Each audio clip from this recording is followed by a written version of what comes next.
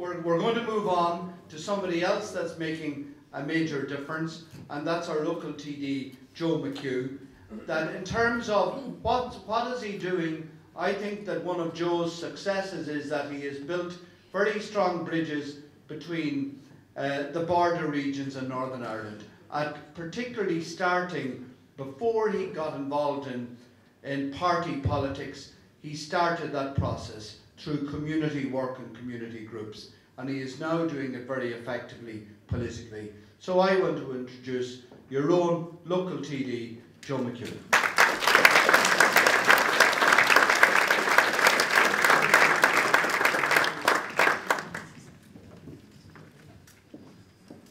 Thanks, Chairman. The Troika have completed their 12th and final review and are leaving town. We will once again regain our economic independence. Will there be bonfires? Will there be dancing at the crossroads? I think not. Mind you, I can only imagine the commentary in 2 years' time, something along the lines of the Troika weren't half as bad as this shirt. A parallel could be drawn with regard to the aftermath of the 1919 War of Independence. In 1922, when Michael Collins assumed control of Dublin Castle from the British, the Irish people got a taste of independence, albeit a divided independence. Pro-treaty versus anti-treaty, parish versus parish, friends versus friends, and tragically family versus family. Lord Birkenhead, at the signing of the treaty, remarked that he may be signing his political death warrant, to which Michael Collins replied, I may be signing my actual death warrant. As you will have heard from our distinguished speakers this evening, Michael Collins was a reluctant negotiator who was also aware that the treaty was always going to be the best outcome under extremely difficult challenges, and especially in the province of Ulster. So how did the deal affect Ulster and its constituent parts? The Government of Ireland Act, which John referred to in 1920, was already in place prior to the signing of the treaty. This was legislation enacted in Westminster. The Act introduced a partition line, which still remains to this day. The Act did envisage a Council of Ireland at a later stage to work towards Irish unity. However, the Civil War and the creation of the Irish Free State effectively ended that vision of a Council of Ireland. The Government of Ireland Act was succeeded by the signing of the Good Friday Agreement in 1998, otherwise known as the Belfast Agreement amongst unionist circles. So how major was the Ulster question during the treaty negotiations? Key negotiators on the British side included Churchill, Chamberlain, and then Prime Minister Lloyd George, and the two chief Irish negotiators, Collins and Griffith, who came with a default strategy around Ulster, or around the Ulster question, becoming the deal breaker. Things didn't get that far, for in the final analysis, the choice was sign or a resumption of the war. So how would the Michael Collins vision for Ireland or Ulster measure up with today's scenario? 3,000 people dead in a 30-year period on the streets of Northern Ireland, thousands injured, and thousands more weighed down with a legacy of the past that doesn't go away and will not go away. Our own county of Donegal was dislocated from both the north and the south through economic partition and decades of political neglect. Similarly, counties west of the Bann, including Derry, Fermanagh and Tyrone, experienced political neglect from the centre of power at Westminster. Do you think at one stage that the Londonderry to Strabane railway line was once known as the Midland Line? If you look on a map, it is probably equidistant from Burtonport to Belfast. And then Dublin wonders at times why Donegal vote no consistently in referenda. As a fellow explained after voting no in the children's referendum, his rationale was quite simple. The option of no was on the ballot sheet. How one line on a map can change the unique interrelationships at a community, business and economic level. During the Berlin Conference of 1884-1885, the European colonial powers began a process of dividing Africa to meet their own strategic interests, with a complete disregard to community ties, demographics or ethno-tribal relations.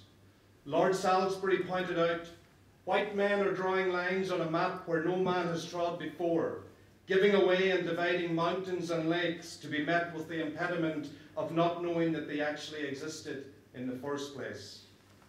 When one considers the impact on this county of Donegal of a 144 kilometres boundary with Northern Ireland and a 7 kilometres boundary with the Republic of Ireland, we in this part of the world know only too well the consequences of white men drawing lines on a map.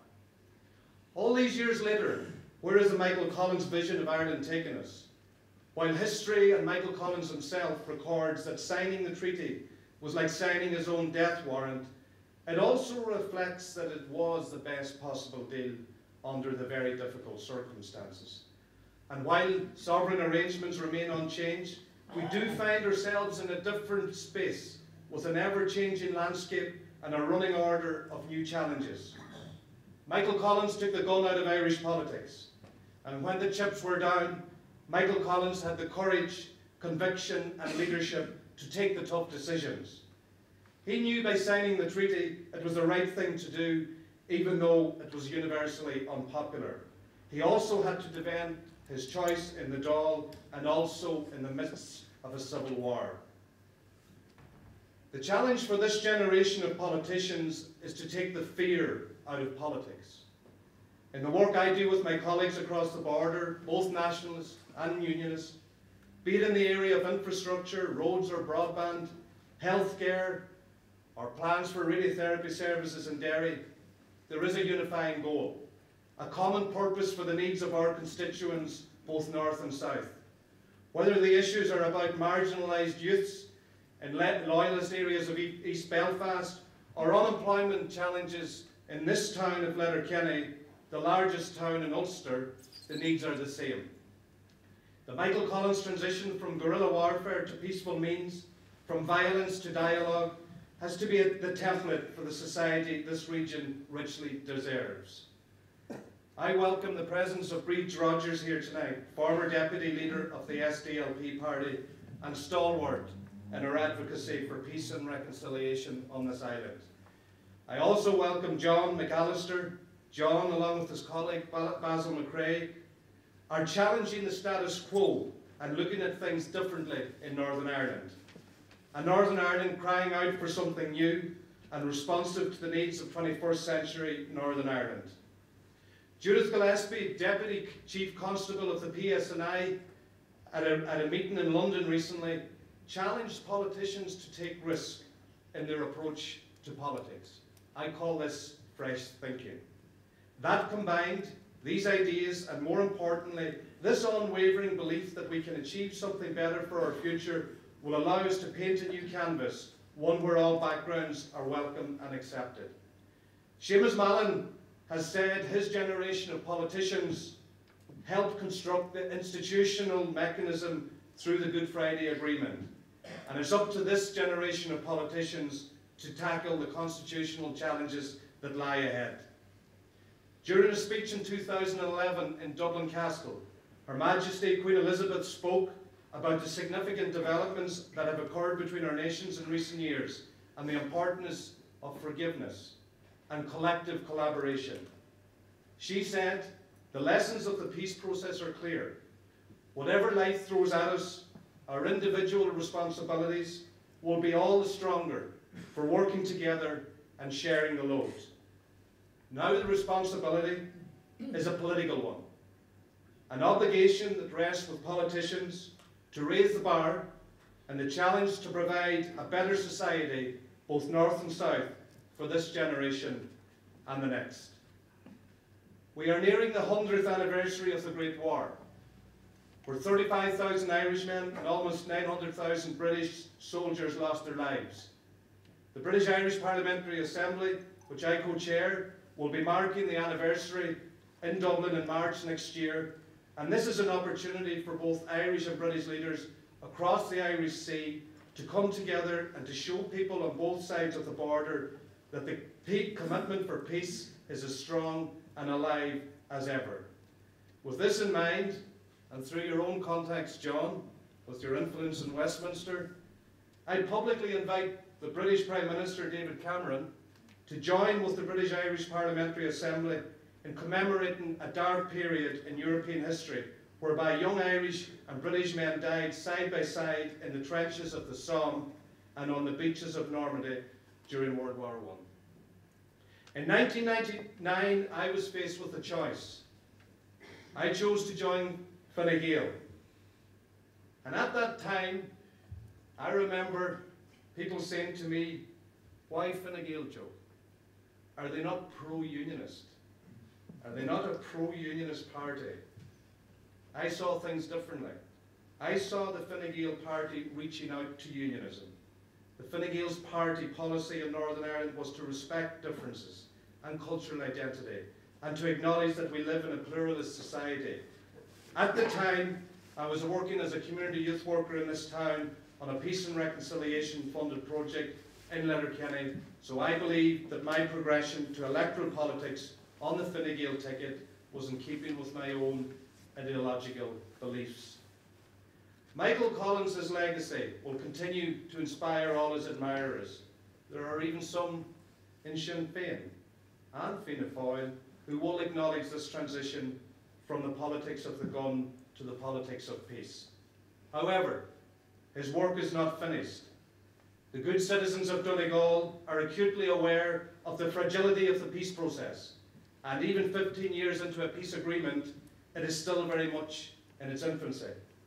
We need to continue to talk, to avoid complacency, and work towards a sustainable future for all Ulster men and women, respecting ideology, different religious beliefs and political beliefs.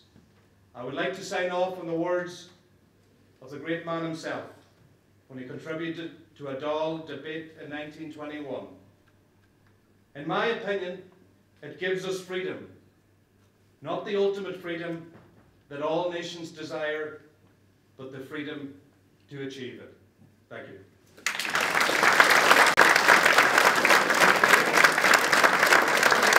Thanks very much, Joe. And one of the things that struck me when Joe was talking is that, you know, for us to reach out, we need to know ourselves what we stand for, and you only know what you stand for when you understand history. And that's why it's very important nights like tonight that help us to get to know ourselves better and where we've come from.